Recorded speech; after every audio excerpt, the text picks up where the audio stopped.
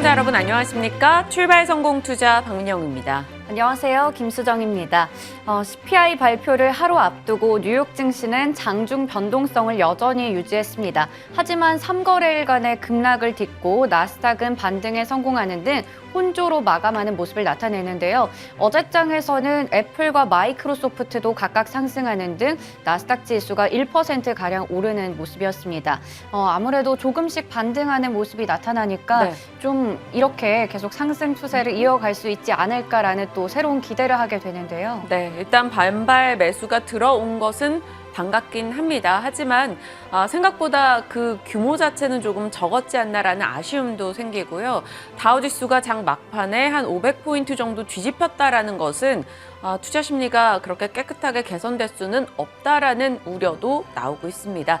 어떻게 바라봐야 될지 시장에 대해서 계속해서 정보 전달을 할 거고요. 마감 체크 정도 하겠습니다. 매일같이 특징주 계속 쏟아내듯이 정리를 해드렸던 바가 있었는데 오늘은 뉴욕장에선 딱 이건 것 같아요. 국제금리가 하락하면서 반도체 쪽, 기술주, 빅테크 일부 조금 강하게 흘러갔다라는 겁니다. 인플레 피크 기대감 속에 국채금리가 하락했고요. 반도체 섹터 여러 이슈 속에 올라가는 흐름이 상대적으로 굉장히 강했습니다. 엔비디아 4% 정도 올랐고요. AMD, 마이크론, 램리서치 모두 올랐죠. 다만 그 전 거래일의 반도체 섹터의 하락폭을 놓고 봤을 때는 한 3분의 1 정도 수준밖에는 되지 않습니다. 그럼에도 불구하고 일단 상승이 나온 건 반갑고요. 마이크로칩 테크놀로지의 실적 개선도 상당히 좋은 힘이 돼주기도 했습니다. 반도체 미국 내에서도 그리고 ASML이나 TSMC와 같은 글로벌 반도체 섹터들도 조금의 반등을 보여줬다는 건 긍정적이죠. 시장에 대해서는 이런 코멘트가 나왔어요. 중장기 투자자에겐 매력적으로 보이기 시작했다. 위험은 있으나 이미 시장에 흡수되고 있다라는 긍정의 시각도 나오고는 있습니다. 아는 얘기지만 연준의 행보나 또 전쟁 리스크나 어떻게 진행될지 모르기 때문에 우리는 그 타이밍 잡기가 지금 고민인 거니까요. 반도체가 강했다라는 게 뉴욕장의 오늘 키포인트고요. 또 어제 저녁경에 소식이 나왔어요. TSMC 측에서 5에서 8% 정도 제품 가격 인상을 준비하고 있다. 이런 뉴욕장과 TSMC 이슈는 오늘 우리장 반도체에 조금 힘이 돼줄 수 있을지 기대 포인트로 봐야 될 것 같습니다. 그리고 어제 우리 증시 내에서 반도체, SK하이닉스나 DB하이텍 등이 조금 강했던 이유는 아마 이것 때문이겠죠. 시장에서 새로운 정권이 시작이 됐고 새 정부 내에서 반도체 산업에 대한 기대를 하고 있다라는 겁니다. 이를 두고 KB에서는 지금부터는 정책 리스트를 볼 게 아니다. 어떤 정책이 좀 더 빠르게 현실화될 것인가를 가늠해야 된다라고 이야기를 합니다.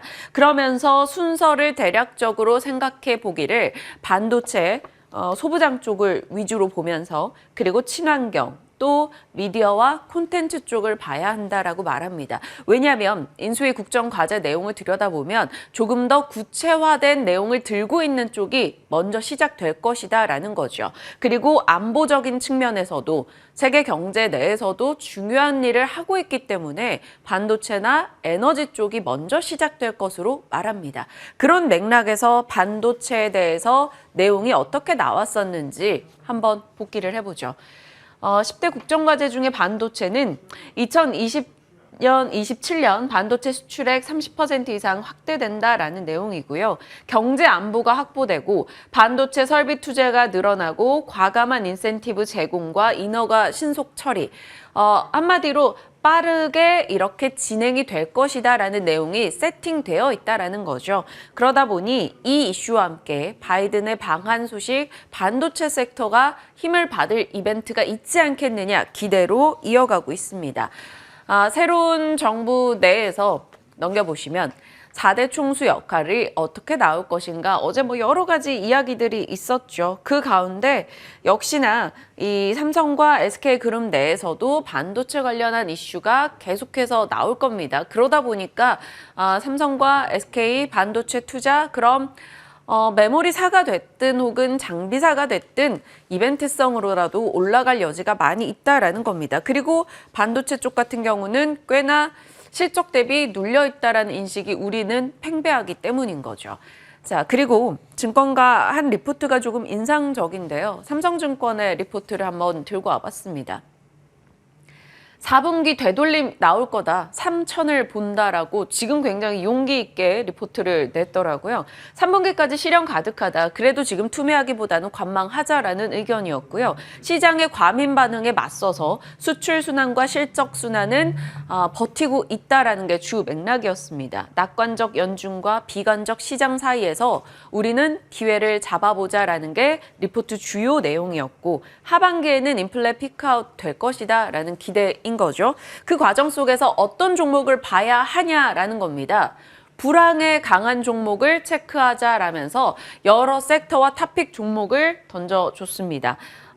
반도체 쪽에서는 메모리사 위주로 조금 이야기를 하네요. 그리고 장비사 보자라고 말을 하고 있고요. 자동차는 원가 관리 능력과 고부가 가치 창출 명언에서 기아를 탑픽으로 꼽았고요. 은행, 정유, 철강 뭐 보시면 사실 각 섹터 대형주, 1등주 이렇게 생각을 하시면 될 것 같아요. 우리 뭐 많이 나눠봤었던 종목들이기도 합니다. 하지만 오늘 저희 앞서 반도체 소식 전해드렸고 자동차로 한번 이어가 보도록 할게요. 자동차도 시장 대비 정말 잘 버티고 있는 요즘이잖아요. 네, 맞습니다. 급락장에서도 자동차주는 달렸습니다. 전일장에서도 기아가 1.8% 강세를 나타냈고 네. 한 달 동안 보시면 이렇게 8%대 강세를 보였습니다. 그리고 연중으로 봤을 때도 현대차가 14%가량 빠졌었는데 기아는 1.8%. 수치로 보면 작은 게 아닌가라는 생각을 하실 수도 있지만 방어를 잘했다라고 보실 수가 있는데요. 저점 대비해서 3월 저점 대비해서 보시면 지금 현대차가 12% 올랐고 기아는 무려 2배 정도 24%가량 상승했다는 걸 확인하실 수가 있습니다. 아무래도 글로벌 반도체 공급난 속에서도 수요가 여전히 강했기 때문인데요. 제가 4월 26일에도 브리핑을 통해서 현대차, 기아차의 깜짝 실적을 전해드린 바가 있었습니다. 그때 얘기를 해드렸던 부분인데 이 원자재나 물류비 인상 같이 우려됐던 부분들을 판매 가격에 전가를 했고요. 그리고 제네시스와 SUV 같은 고가 차량 판매가 증가했습니다. 기아 같은 경우에는 매출이나 영업이익 모두 분기 최대를 기록했고요. 우호적인 환율 효과도 이러한 수출주에게는 긍정적인 영향을 미쳤습니다. 그리고 이런 1분기 실적이 잘 나오니까 2분기와 연간으로도 호실적을 낼 거다라는 기대감이 나타나고 있는 상황입니다. 그리고 어제 또 긍정적인 뉴스가 하나 전해졌죠. 앞서 현대차가 2025년까지 미국에 74억 달러를 투자하겠다라고 얘기를 했고 중장기적인 계획을 밝혔습니다. 그리고 현대차는 미국의 엘라베마 공장, 이 뒤에 있는 사진이 바로 그곳인데요. 여기에도 3억 달러를 투자하겠다라고 지난달에 발표를 했습니다. 그리고 현지 시간으로 9일 로이터 통신에 따르면 현대차가 미국 조지아주에도 전기차 공장 설립을 추진하고 있다라는 소식이 전해진 건데요. 여기서는 향후에 아이오닉 7이나 EV9이 출시될 수 있다라는 얘기가 나오면서 북미 전기차 시장 공략을 본격화할 것이다라는 기대감이 나온 겁니다. 그리고 이달 말에 앞서 얘기 드렸듯 20일쯤에 조 바이든 대통령이 방한할 예정인데 이때 맞춰서 투자 계획들을 밝힐 것이다라는 예상이 나오고 있습니다. 아직까지 현대차는 정해진 게 없다라는 입장을 내긴 했지만 앞으로 투자 계획, 앞으로의 중장기적으로 계획을 어떻게 밝힐지도 주목하시면 좋을 것 같습니다. 그리고 또 기아가 어제 또 긍정적인 소식이 나왔죠. 기아의 전용 전기차, 이 아이오닉 5, EV6, GV60까지 전기차의 내수와 수출 모두 기록을 달성한 건데요. 국내 판매는 약 5만 대, 그리고 수출은 약 10만 대로 기록을 달성하면서 현대차 전용 전기차가 인정받기 시작했다라는 긍정의 신호로 해석이 가능해 보입니다. 그러다 보니 증권가에서도 눈높이를 줄줄이 올리고 있었는데요. 목표 주가를 어떻게 상향했는지 확인해 보겠습니다. 삼성증권 그리고 메리츠증권에서는 현대차에 대해서 목표 주가 각각 24만 원, 26만 원 제시했고요. 미래에셋증권에서는 기아에 대해서 12만 원의 목표 주가를 제시했습니다. 그리고 증권사 대부분이 기아를 토픽으로 제시하고 있었습니다. 메리츠증권에서는 기아의 재고분이 다음 페이지 넘겨주시면요. 현대차 대비해서 절반 수준밖에 되지 않는다. 이는 차의 수요가 높다는 방증이다라고 얘기했고요. DB금융투자에서는 기아의 올해 이 PER이 상당히 지금 저평가되어 있다라고 밝혔습니다. 그리고 증권가에서 계속해서 얘기를 하고 있는 게 PER, 이 퍼가 낮은 종목들을 좀 좀 보자, 저평가주를 좀 보자라고 얘기를 하고 있는데 하나금융투자, 삼성증권에서 제시했던 여러 종목들 중에서도 역시나 기아가 속해 있다는 걸 확인하시면 되겠습니다. 그래서 자동차주 다시 담아도 될지라는 고민이 됩니다. 실적에 대한 기대감도 있고 아무래도 뭐 수출주로서 나중에 이제 시장이 좋아지면 반등할 수 있고 네. 또 오를 일만 남았지 않나라는 생각도 드는데 10일 연속으로 보시면 개인이 던졌고요. 외국인은 계속해서 담았습니다. 그리고 어제 시장에서도 외국인이 가장 많이 샀던 종목이 기아였더라고요. 그래서 이 자동차 관련주 어떻게 보면 좋을지 얘기 나눠보겠습니다. 분명히 외국인이 기아에 대한 매수를 계속해서 보내고 있고 좀 빠르게 움직임을 보여주고 있다 하지만 사실 저희 출발 성공 투자에서 그동안 거의 모든 출연자들이 탑픽을 기아로 얘기를 해주셨어요. 그런 맥락에서 이미 기아가 어느 정도 저희 시간 통해서는 수익이 났다면 출연자들은 또 그 뷰를 이제 이익을 챙겨보자 이런 식으로 바꿀 수도 있지 않을까라는 생각도 드는데 오늘 저희 시간 통해서 계속 체크해 보시길 바랍니다. 저퍼주에 기아가 들어가 있고 저퍼주에 SK 하이닉스도 들어가 있고 우리 섹터 대형주들이 상당히 PER이 많이 떨어져 있다라는 생각도 드는데 그중에서 좀 잘 픽해야 되지 않을까라는 생각도 이어가겠습니다. 자, 자동차 얘기해 주셨어요. 그러니까 차량용 반도체 이야기로 같이 물고 한번 이어가 보겠습니다. 실적이 기반이 되는데 조금 눌려있는 IT, 뭐 적은 종목들, 사이즈가 좀 작은 종목들 이런 걸 한번 돌려보다가 차량용 반도체 쪽에서 어제 흐름이 조금 나왔길래 체크를 좀 하고자 합니다. 세계적으로 차량용 반도체를 만드는 업체들은 조금 소수인데 그중에 절반 정도의 점유율을 갖고 있는 업체들은 이렇게입니다.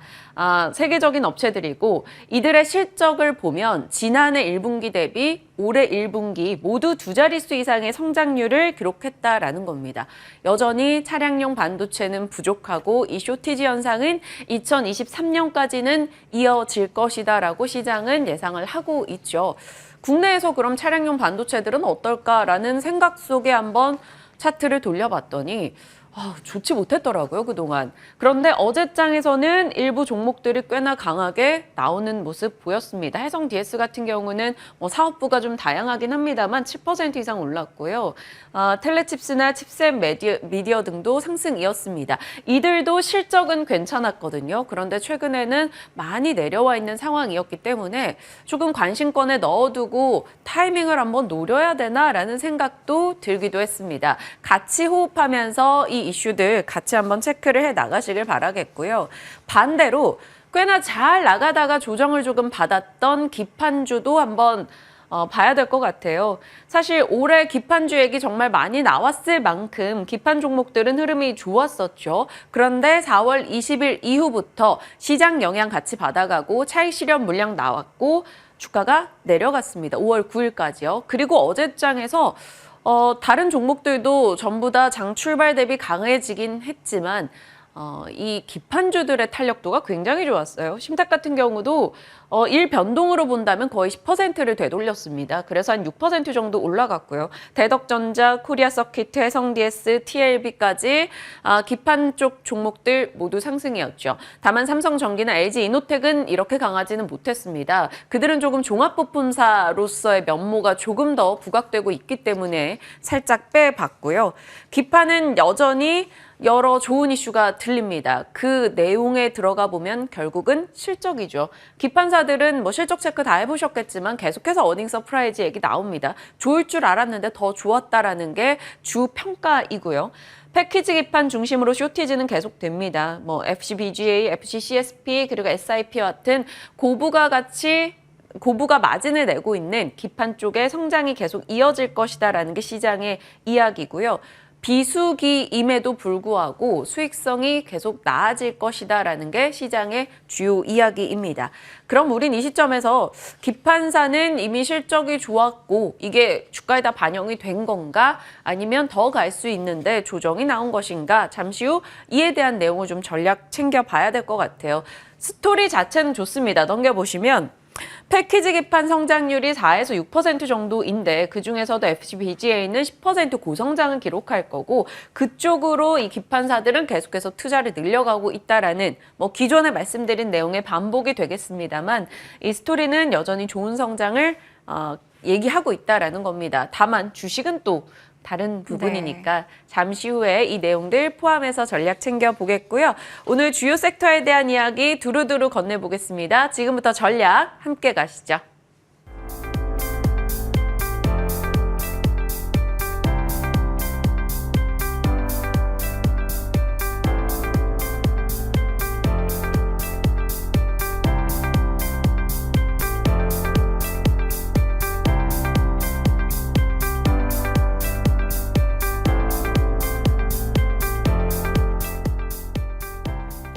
네, 유스타 유창희 대표님과 함께 시장에 대한 전략 챙겨보겠습니다. 대표님 어서 오세요. 안녕하십니까. 네, 지난 금요일 그리고 어제 새벽에 마주했던 뉴욕장의 급락은 좀 충격적이었는데 네. 그 정도 시장 겪고 나니까 혼조 마감? 이런 느낌이에요. 뉴욕장 코멘트나 시장 코멘트 짧게라도 한마디 해주실까요? 저는 오늘 내일이 피크가 아닐까 생각을 좀 하고 있어요. 계속해서 사실 이번 주 후반부터는 조금 타이밍 잘 재보자 이렇게 네. 전략 주셨잖아요. 네, 계속 그렇게 말씀드렸기 때문에 다만 이제 반등이 좀 빨리 나온다라면 좀 저는 좀 미약할 수 조금 추가 상승은 좀 제한적이라 생각하고 있는데 만약에 저는 1차 바닥에 나왔을 가능성이 좀 높다 생각을 좀 하고 있기 때문에 오늘 조금 실망스럽더라도 내일이 제일 중요하다고 저는 생각하고 있고 근원 PCA가 상당히 좀 중요한 부분들이 있어서 만약에 오늘 미국 증시가 좀 이상하게 마감을 한다고 하더라도 너무 좌절하기보다는 내일 목요일이겠죠, 우리나라는. 그러니까 그 내일 장중에 좀 흐름을 보시면서 주식을 좀 매수하시는 전략을 한 번 정도 취해 보시면 금요일 혹은 다음 주 좀 의외로 좋은 결과 볼 수 있지 않을까 생각 좀 하고 있습니다. 네. 어제 국내에서 사실 반도체랑 미국 오늘 새벽에도 줄줄이 반도체가 다 올랐어요. 네. 반도체 섹터에 대한 주요 대장주만 놓고 전략을 살짝만 봐주세요. 저는 이따가도 말씀드릴 거지만 대형 반도체 쪽은 예를 들어서 하이닉스, 삼성전자 혹은 부품주라고 하면 삼성전기 이런 기업들은 일단 저는 매수 관점 유효하다 생각을 좀 하고 있습니다. 다만 중소형 반도체 쪽은 조금 한 주 정도 이번 주 주말까지는 조금 흐름을 보고 매수가 맞는지 아니면 중립이 맞는지를 좀 고민할 필요가 있지 않을까 생각하고 있습니다. 네, 그렇다면 이번 주 흐름까지 보고 나서 다음 주에 저희가 다시 한번 반도체에 대한 전략 대표님과 또 나눠볼 거고요. 이제 본격적인 이슈 전략 챙겨보겠습니다. 자동차요. 시장 내에서도 그래도 하이닉스도 그렇지만 기아도 시장 대비 선전했다. 네. 좋은 흐름 나왔다라는 평가입니다. 자동차 섹터, 기아 시장 대비 선전했으면 시장 분위기 나아질 때 괜히 또 소외되지 않을까라는 걱정도 있는데 어떻게 보시는지.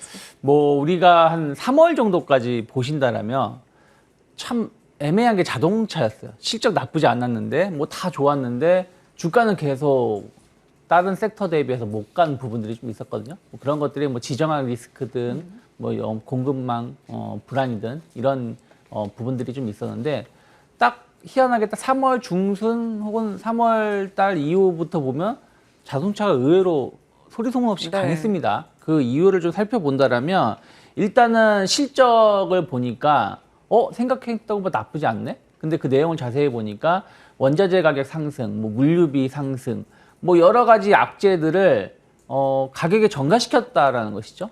그러고 보니까 인플레 시대 혹은 약간 불황일 때는 가격 결정권이 있느냐 없느냐에 따라서 기업의 실적이 상당히 영향을 크게 받는 부분들이거든요. 가격 결정권이 없으면 내가 부품 가격이 원가가 오른다고 해도 제품 가격 못 올리지 않습니까? 네. 그러면은 계속 적자가 판매는 똑같아도 이익률이 계속 줄어드는 문제인데 오히려 가격 결정권이 있는 기업들은 원자재 가격이 올라도 맞춰서 완제품의 가격을 올려버려도 크게 문제가 없다라는 것을 확인시켜 줄 수가 있는데 이번에 현대기아가 그걸 확인시켰다는 것이죠.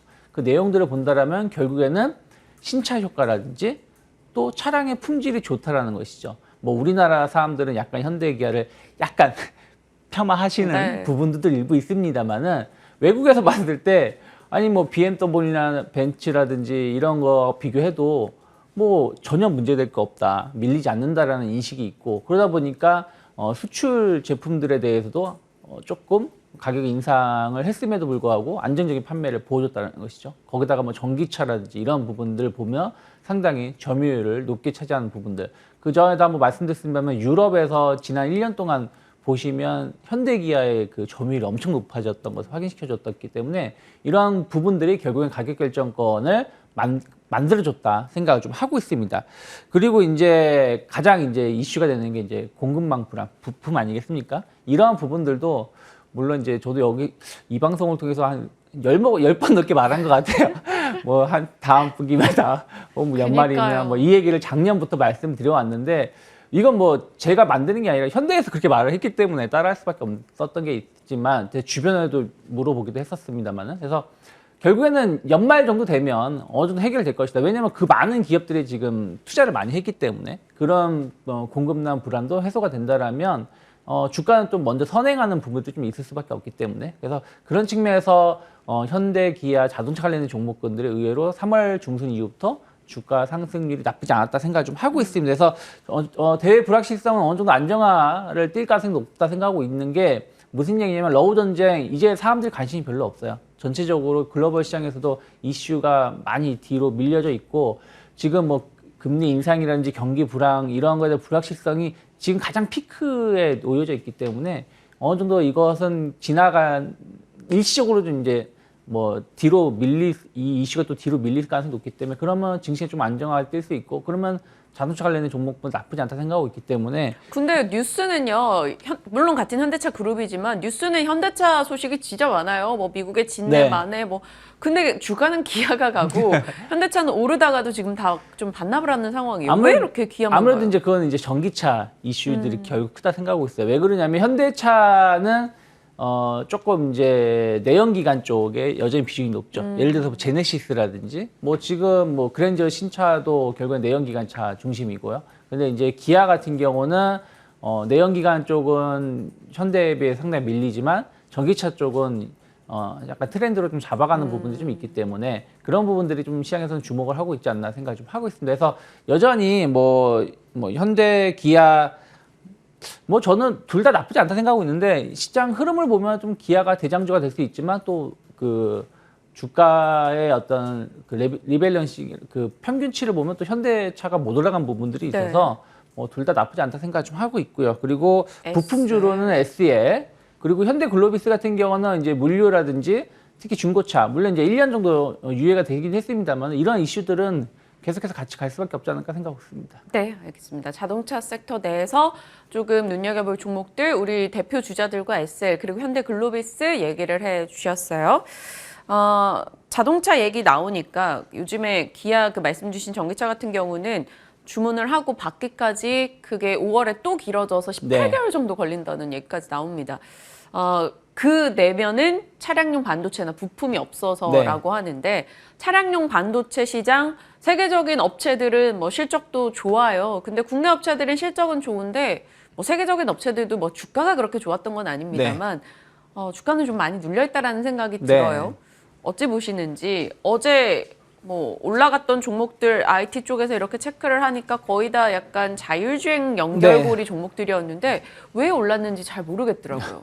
뭐 어저께 같은 경우는 시장 자체가 한 2% 넘게 하락을 했다가 반등을 줬던 것이라서 뭐 기술적 반등이라고 1차적인 기술적 반등이 들어왔다라고 보시면 될 것 같아요. 어떤 의미를 주긴 힘들다 생각하고 있는데 어쨌든 이제 반도체 섹터 중에서 의외로 우리가 계속 공급망 불안 이런 얘기를 많이 했었던 섹터가 자동차 쪽인데 주가 흐름만 보시면 말씀하신 것처럼 자동차 관련된 부품주가 반도체 관련된 섹터가 많이 가지 못했어요. 시장에서는 아무래도 우리나라는 여전히 해외 관련된 기업의 비중이 점유율이 높고 또 국내 기업 같은 경우는 아직 전체적인 부분들이 조금 부족한 부분들이 좀 있다 보니까 시장에서는 주목은 하고 있지만 그것이 이제 매출이라든지 실적으로 연결되는 게 좀 제한적이었다 생각을 좀 하고 있는데 어찌되었든 차량용 반도체는 계속해서 성장할 수밖에 없다. 급성장할 수밖에 없습니다. 왜 그러냐면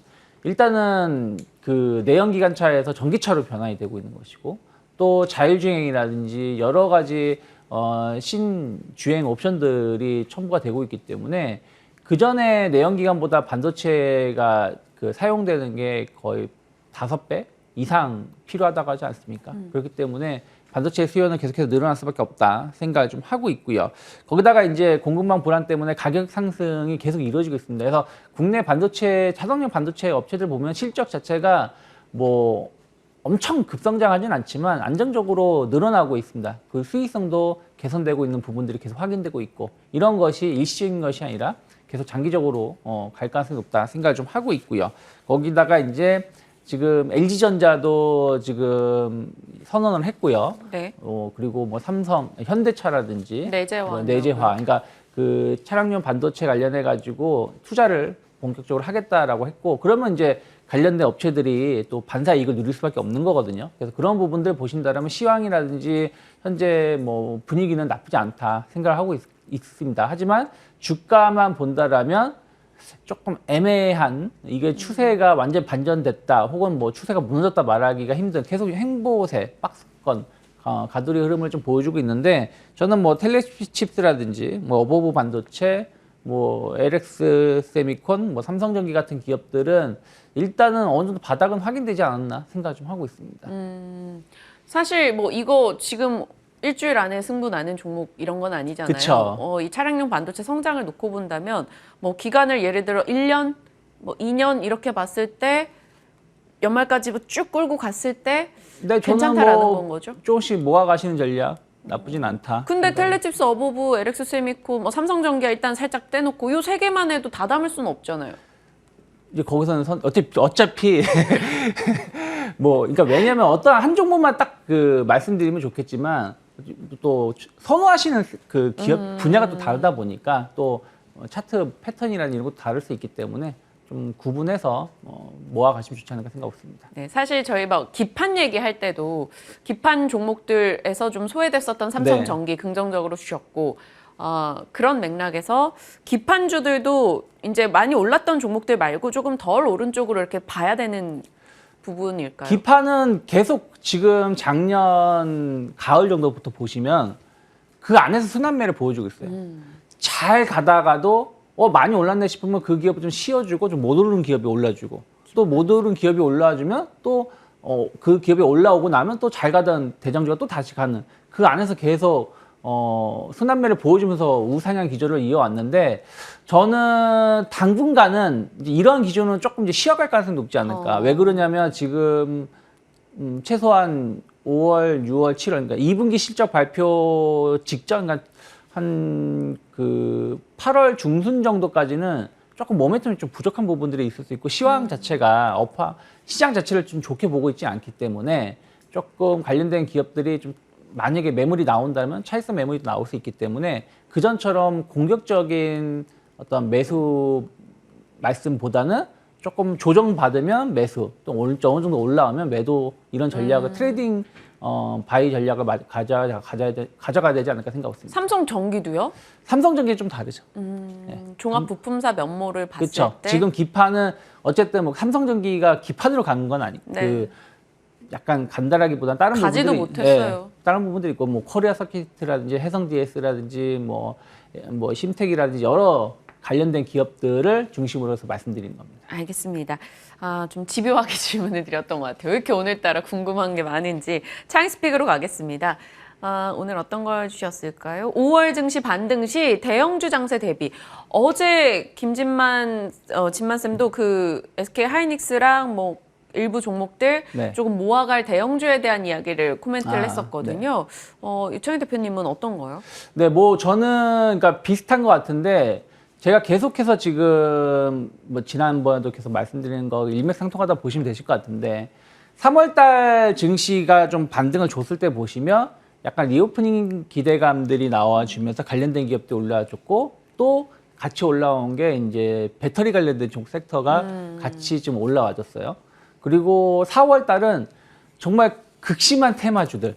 물론 이제 정권 대선이 끝난 상황이다 보니까 인수위에서 어떤 발언 나오면 관련된 테마가 움직여주고 또 무슨 얘기 나오면 관련된 테마가 움직이는데 막상 그런 테마든 그리고 뭐 외국 그 러우 전쟁 이런 이슈들 때문에 그런 테마주들은 움직였지만 시장 자체만 본다면 상당히 힘든 4월 한 달이었거든요. 네. 그리고 나서 4월 말부터 5월은 그냥 풀썩 주저앉는 모습이고 그러면 이제 어찌됐든 중요한 건 뭐냐면 지금 바닥이 어느 정도 저는 오고 있다라고 보고 있기 때문에 주식을 이제 다시 이제 매수를 한다라면 어떤 섹터가 갈까 고민하면 전 대형주 장세가 갈 가능성이 높다 생각 좀 하고 있어요.